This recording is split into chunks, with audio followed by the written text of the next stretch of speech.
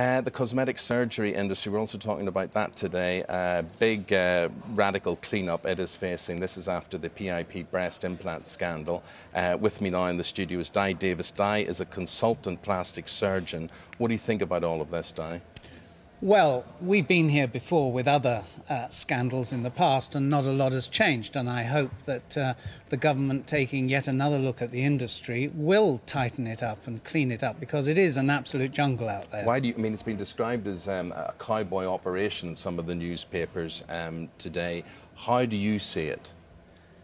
Well, some aspects. Well, the advisor has said it's a Wild West out there, and yeah. It is a Wild West. I mean, it's ridiculous that American companies who can't get FDA approval for injectables, that is, substances that are injected into the body, cannot get approval in the United States, but are freely used in this country, not by doctors, but by anyone who calls themselves a beautician or a nurse beautician. Gosh. They can do it freely. It's ridiculous. Yeah, that is, I mean, I find that quite scary, because... I just wonder how long, why they haven't done something about this before. It took something like the PIP scandal for action to be taken, but this has obviously been going on for years and years and years without anything being done about it. You see, I mean, I would think, as a member of the public, that if I was going in to have my nose straightened or my lips plumped or whatever I'm getting done, that it's done to the standard that an operation would be done, for instance, on the NHS, if not better, because I'm paying for it.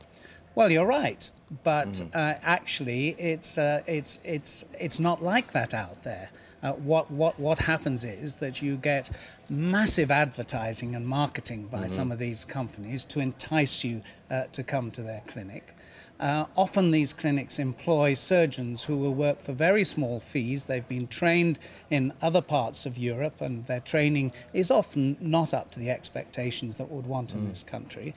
And then when things go wrong, the surgeon has left and the clinic tries to wash their hands of the whole affair. That's what we've seen. Well, you need these reforms to be very tough, don't you? You don't need any messing around or anything cosmetic, if you don't mind me saying so. Well, of course. I mean, the words that are used must have some meaning. I mean, I'm advertised as a consultant. That word has no legal meaning at all. Plastic surgeon. I've undergone years of training. That should mean something to the public. But anyone can call themselves anything they like out there. When would these changes come into operation? When do you think that people can look to this industry with some sort of confidence and reassurance?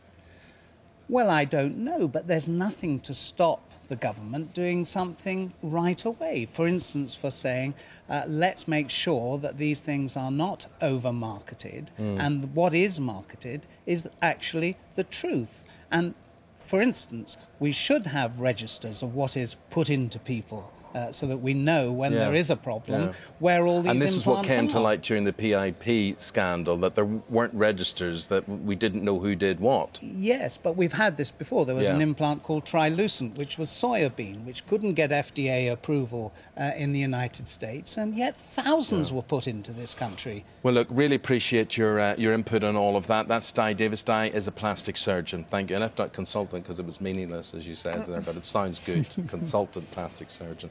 Thank you very much indeed. We're going to stay with medical matters.